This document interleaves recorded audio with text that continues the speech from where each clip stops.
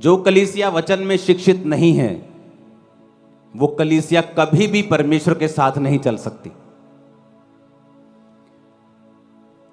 जब यीशु मसीह ने शैतान को हराया और शैतान ने कहा कि अगर तू परमेश्वर का बेटा है तो इन पत्थरों को बोल ये रोटियां बन जाएं, तो उस समय परमेश्वर को सबसे ज्यादा अगर किसी चीज की जरूरत थी तो वो पैसा, कोठियां नहीं थी। 40 दिन की भूख लगी थी तो परमेश्वर को रोजों के बाद खाना चाहिए था, तो शैतान ने खाने में परमेश्वर को परखा। लास्ट तक मेरी आवाज आ रही है? क्लियर? हाथ हिलाओ। लास्ट में आगे वाली तो आ रही है, लास्ट में भी हाथ हिलाओ जरा। लास्ट जो खड़े हो हाथ हिलाओ, आवाज आ रही है? पीछे अगर आवाज क्लियर नहीं है तो हाथ हिलाओ, अगर क्लियर नहीं है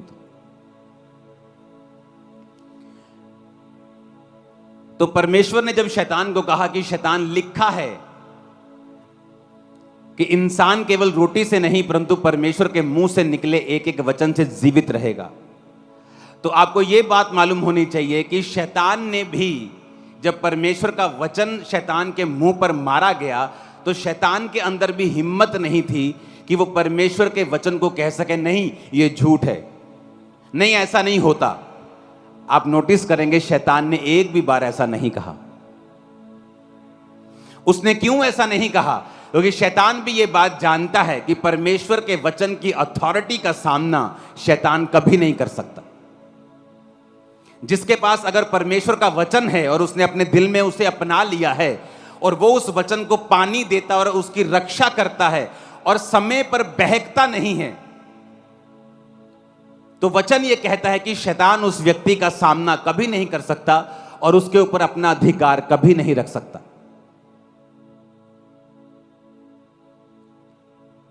एक कलीसिया जिसमें चंगाई का काम होता हो लेकिन वचन की शिक्षा ना हो, तो हो सकता है वो लोग अपने चमत्कार को तो पालें लेकिन शैतान से हार जाएं।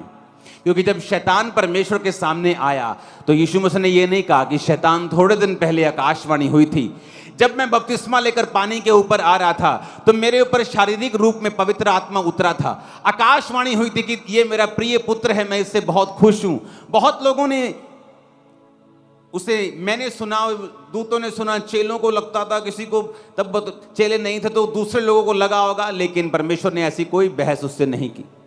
परमेश्वर ने कहा शैतान, लिखा है। क्योंकि यीशु मसीह जानते थे आपके जीवन में जितने मर्जी चमत्कार हुए हों वो आपके विश्वास को बढ़ाते हैं, वो आपको परमेश्वर के साथ करीब कर देते हैं, उसकी पावर का स्वाद आप चख लेते हैं। लेकिन शैतान को हराने के लिए चमत्कार जरूरी नहीं है, शैतान को हराने के लिए परमेश्वर का वचन जरूरी है। क्योंकि वचन का सामना वो कभी नहीं कर सकता, वचन की अथॉरिटी के सामने वो घुटने टेक देता है।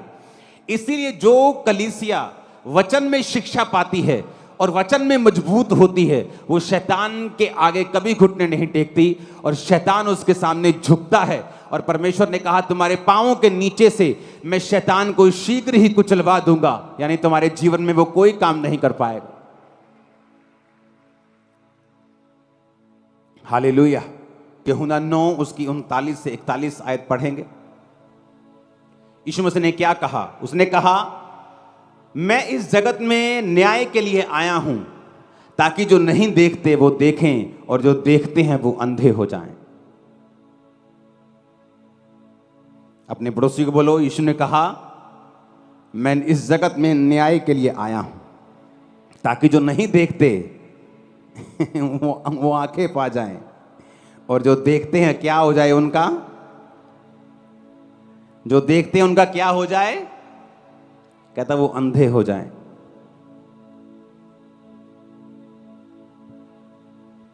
यूहन्ना 12 उसकी 38 से 40 आयत, ताकि यशायाह भविष्यद्वक्ता का वचन पूरा हो जो उसने कहा, हे प्रभु हमारे समाचार का किसने विश्वास किया है कि प्रभु का भुजबल किस पर प्रकट हुआ है। इस कारण वे विश्वास न कर सके, क्योंकि यशायाह ने यह भी कहा है, उसने उनकी आंखें अंधी और उनका मन कठोर कर दिया है, ऐसा ना हो कि वो आंखों से देखें और मन से समझें और फिरें और मैं उन्हें चंगा करूं। यीशु मसीह ने कहा, एक बीज बोने वाला बीज बोने के लिए निकला, कुछ बीज मार्ग के किनारे गिरे और शैतान ने उन्हें उठा लिया। यीशु ने कहा कुछ लोग ऐसे हैं, यशायाह ने कहा कुछ लोग ऐसे हैं, 38 से 40 आयत, 40 को पढ़ेंगे कि परमेश्वर ने कहा, मैंने उनकी आंखें अंधी और उनका मन कठोर कर दिया है। मैं बड़ा हैरान हो रहा था आज जब मैं सुसमाचार की पुस्तक को पढ़ रहा था, तो बाइबल में लिखा है मरकुस 5 उसकी 1 से 20 आयत में एक दुष्ट आत्मा वाले व्यक्ति का जिक्र आता है। वचन कहता है कि यह दुष्ट आत्मा इतनी गहरी थी, इतनी बड़ी थी इसके अंदर, यीशु मसीह के सामने तो वो जीरो थी, यीशु मसीह ने सेकंड्स में निकाल दिया था, लेकिन उस दुष्ट आत्मा के कारण लिखा वो बेड़ियों और सांकलों से बांधा गया। जब उसके घर वालों ने उसे बेड़ियों से बांधा, सांकलों से बांधा और लिखा वो उसे तोड़ देता था, तो वचन कहता है कि फिर उसको कब्रों में रहने के लिए भेज दिया, घर से निकाल दिया।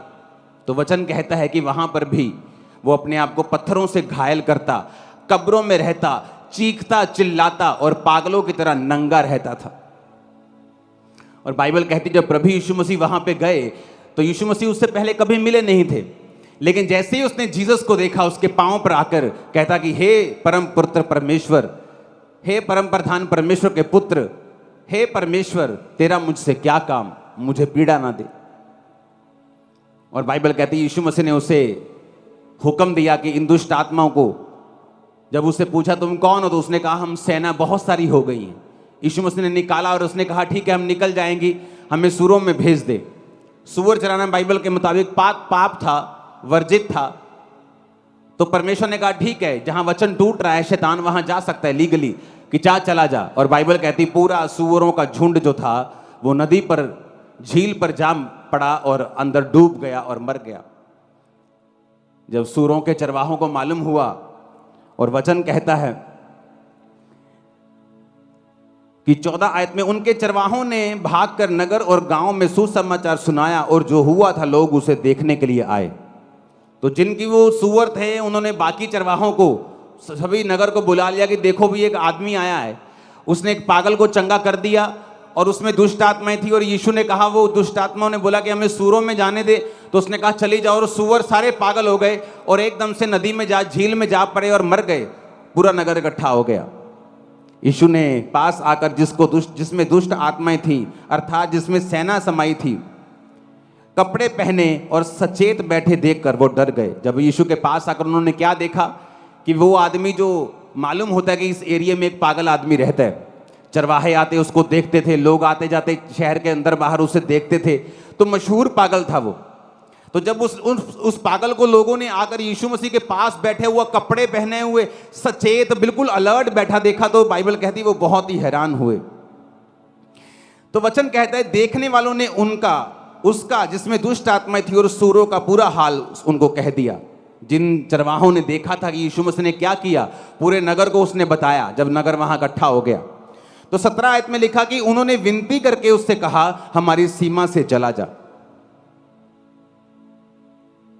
वचन बड़ा हैरान करने वाला है। एक ऐसा परमेश्वर, एक ऐसा जीवित बाप, एक ऐसा सर्वशक्तिमान उद्धार करता परमेश्वर आपके बीच में आया हो और एक प्रत्यक्ष रूप में इतना बड़ा चमत्कार परमेश्वर ने दिखाया हो। वो पागल जो सालों से वहां था, कोई उसको ठीक नहीं कर सका, उसके घर वालों ने वाह लगा के देख ली होगी, लेकिन वचन कहता है कि प्रभु यीशु मसीह वहां पे आते हैं और उसको ठीक करते हैं। और वो उसको सचेत बैठा देकर, कपड़े पहना देकर, वो लोग उससे स्वीकार नहीं करते प्रभु यीशु मसीह को, बल्कि ये कहते हैं हमारे सिवानों से, हमारी सीमा से, हमारे शहर से क्या कर तू, चला जा कहते।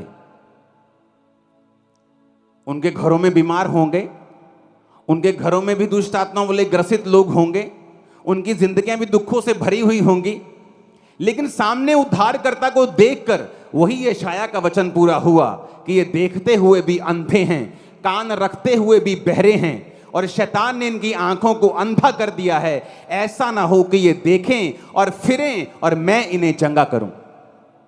हालेलुया। आप इमेजिन करो, कौन सा आत्मा था जो उस समय काम करता था?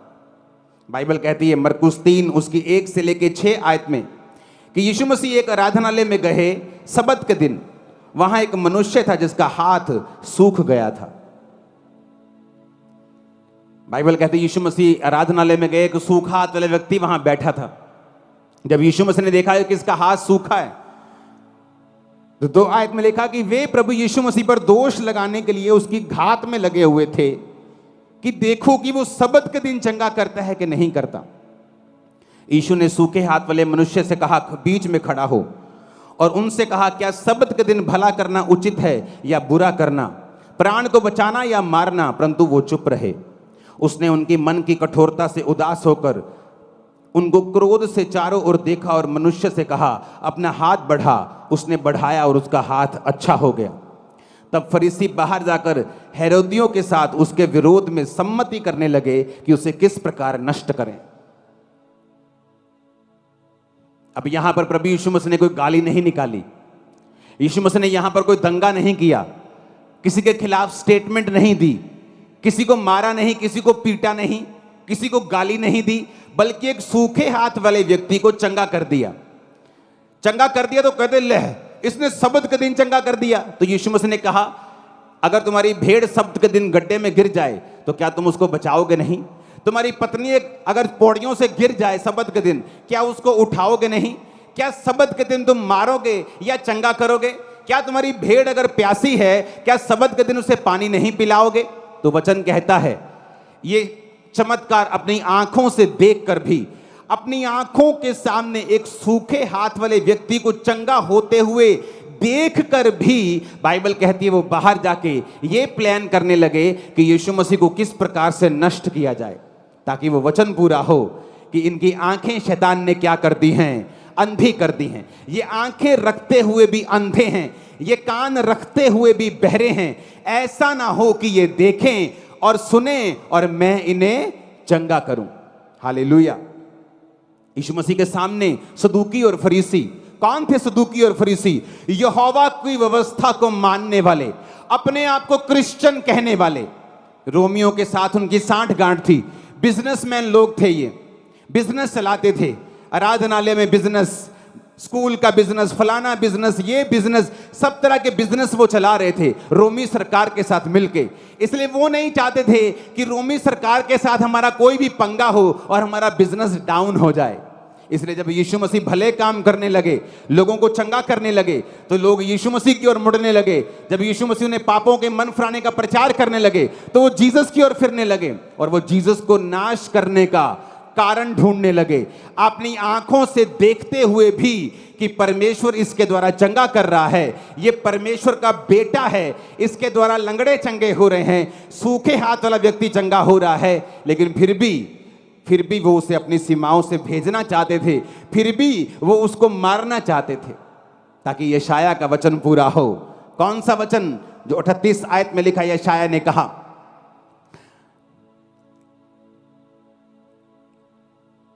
ताकि यशाया भविष्यद्वक्ता का वचन पूरा हो कि हमारे समाचार का विश्वास किसने किया, प्रभु का भुजबल किस पर प्रकट हुआ।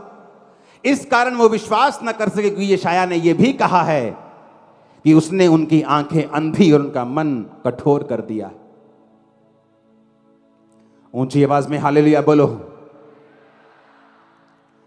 कितनी हैरानी वाली बात है कि इतने बड़े चमत्कारों को देखकर भी ना तो सदूकियों की आंखें खुली, जो बड़े बड़े चौके, बड़े बड़े कपड़े डालकर फिरते थे, ना तो अन्य जातियों की आंखें खुली, जो कहते थे कि यीशु मसीह हमारी सीमा से तू बाहर चला जा, क्योंकि वचन पूरा हुआ कि वो आंख रखते हुए भी अंधे हैं।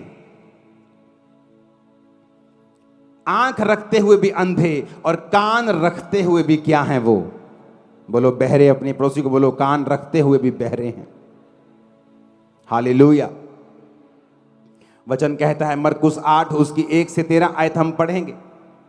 उसमें लिखा है कि प्रभु यीशु मसीह ने बहुत सी भीड़ को सुसमाचार सुनाया। पहली आयत में लिखा है, उन दिनों में बड़ी भीड़ इकट्ठी हुई और उसके पास कुछ खाने को नहीं था, तो चेलों को बुलाकर यीशु ने कहा, मुझे इस भीड़ पर तरस आता है, ये 3 दिन से बराबर मेरे साथ हैं और इन्होंने कुछ भी खाया नहीं है। यदि मैं इन्हें ऐसे ही भेज दूं तो ये भूखे मार्ग में थक कर रह जाएंगे, क्योंकि ये बहुत दूर से इनमें से कुछ लोग बहुत दूर से आए हैं। वचन कहता है कि यीशु ने कहा तुम्हारे पास कितनी रोटियां हैं? उन्होंने कहा 7। तो थोड़ी मछलियां भी उनके पास थीं। तो बाइबल कहती परमेश्वर ने लोगों को बैठने की आज्ञा दी, प्रार्थना की, और वो रोटियां जो 7 थीं वो 4000 पुरुषों ने, 4000 पुरुष का मतलब है कि कम से कम वहां 16-17 हजार लोग थे। वहां बच्चे भी थे, बुजुर्ग भी थे, औरतें भी थी, सिर्फ पुरुष 4000 थे। तो उन 7 रोटियों से इतना बड़ा मिरेकल हुआ और मछलियों से कि इतने लोगों ने खाना खाया।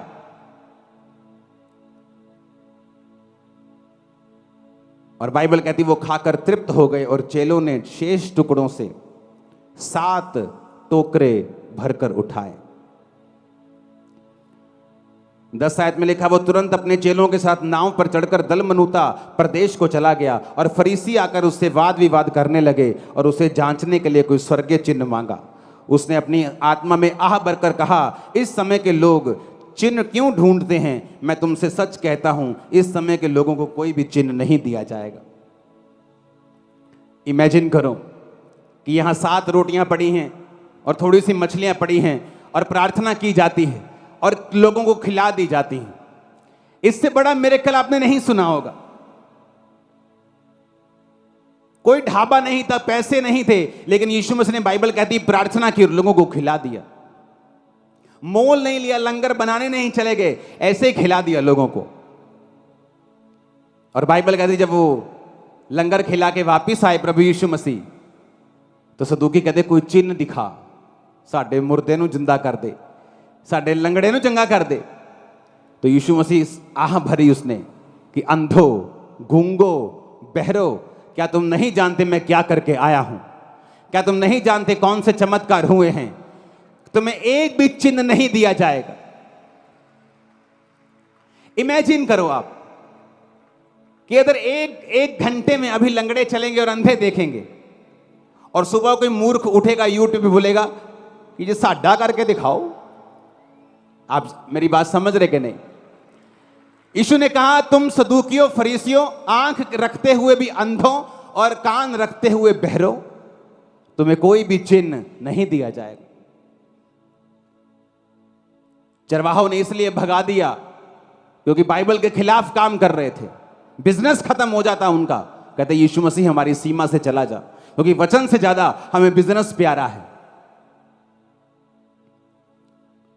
आज तुमको बोलते हुए डर लगता है कि तुम लंगर प्रसाद खा सकते हो क्योंकि तुमको अपना बिजनेस चलाना है, लेकिन जिसको जीसस की आत्मा की अगुवाई में आत्मिक जीवन चलाना है वो यीशु के सामने घुटने टेकेगा और उसी का लंगर खाएगा। बस वो किसी से डरेगा नहीं, किसी का भय नहीं मानेगा। लेकिन अगर तुमको दुनिया को भी खुश करना है और अंत के दिन में जब न्याय का समय होगा, जीसस कहेंगे मुझे तुम पर शर्म आती है कि तुमने लोगों के सामने मेरा इकरार नहीं किया।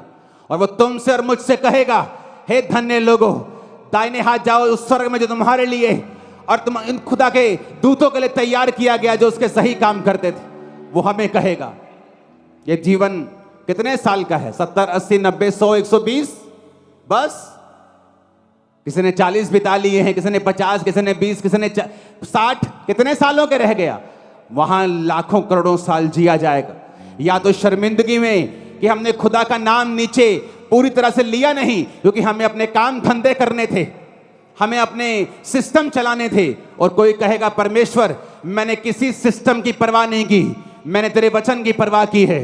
और जीसस ने कहा छोटे झुंड मत डर, तुझे सबसे बड़ा करूंगा, सबसे ब्लेस करूंगा और सबसे आशीषित करूंगा। हालेलुया। आंखों के अंधों और कान रखते हुए बहरो, तुम्हें दिखाई नहीं दे रहा है। इमेजिन करो इतना बड़ा चमत्कार होता तो चरवाहे कहते प्रभु सूअर चराना पाप है क्या? आज से हम छोड़ते हैं, तू हमारा मालिक है, तू हमारा परमेश्वर है, तू जीवित परमेश्वर है। हम गाय पाल लेंगे, भेड़ पाल लेंगे, हम पे दया कर, हमारे पापों को माफ कर।